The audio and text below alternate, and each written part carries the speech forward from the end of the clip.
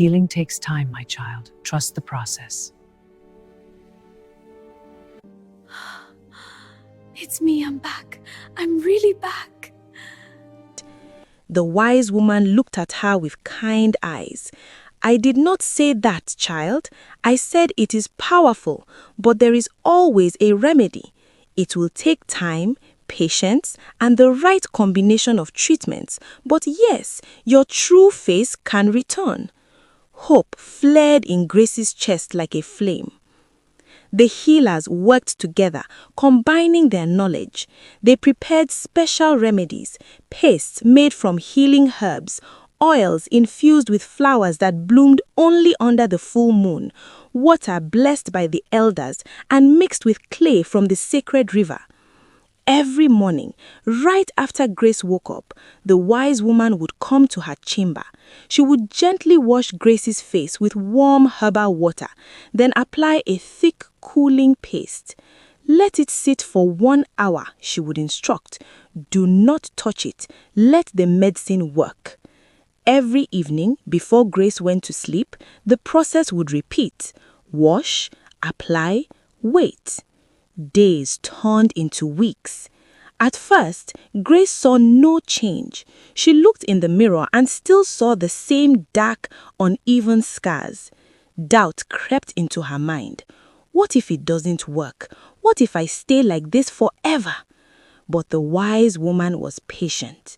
Healing takes time, my child. The poison was applied for years. We cannot undo years of damage in mere days. Trust the process.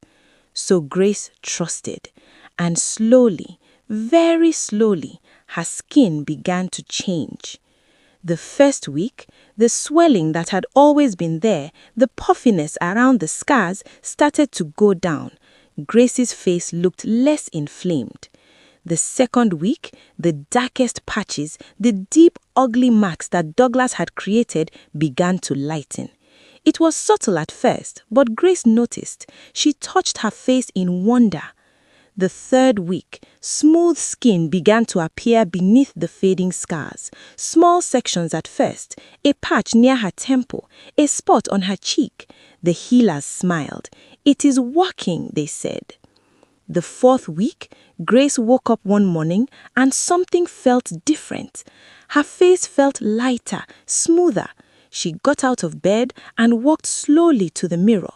She looked and gasped. Her face, her real face, had returned. The scars were gone, completely gone, as if they had never existed. Her skin glowed like polished bronze, smooth and flawless. Her eyes, no longer shadowed by damaged skin, sparkled with life and light. Her cheekbones were high and elegant. Her lips, no longer hidden, were full and beautifully shaped. She was stunning. Grace touched her face with trembling fingers, tears streaming down her cheeks. "It's me," she whispered, her voice breaking. "I'm back. I'm really back." She stared at her reflection, and for the first time in years, she recognized the person looking back at her. Not the monster Douglas had tried to create, not the hidden girl behind the mask, but herself, Grace, beautiful, whole and free. She fell to her knees and wept, not from sorrow, but from overwhelming joy and relief. She sent message to the prince, and the wedding preparations began. The wedding was the grandest the kingdom had ever seen. Drummers played from sunrise, their rhythms echoing across the land.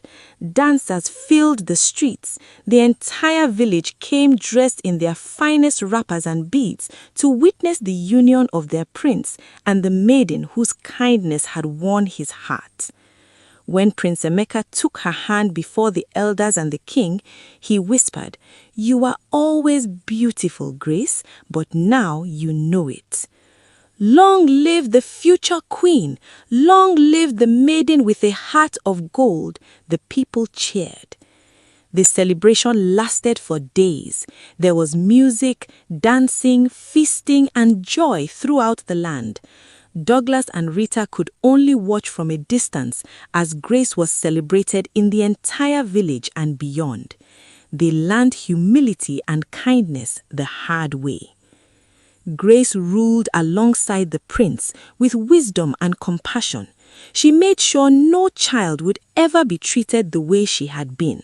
She visited villagers, listened to the people's needs, and worked tirelessly to bring justice and kindness to every corner of the land.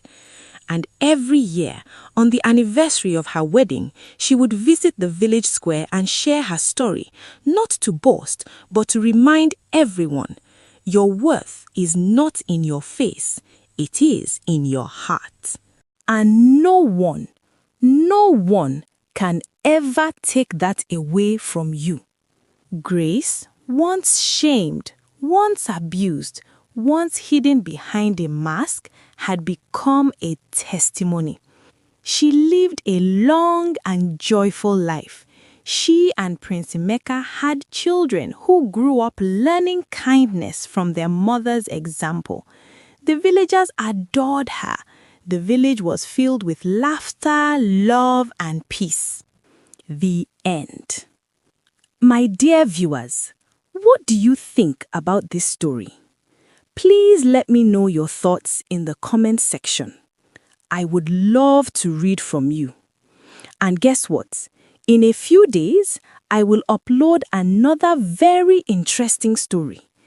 Thank you so much for watching my drama animated.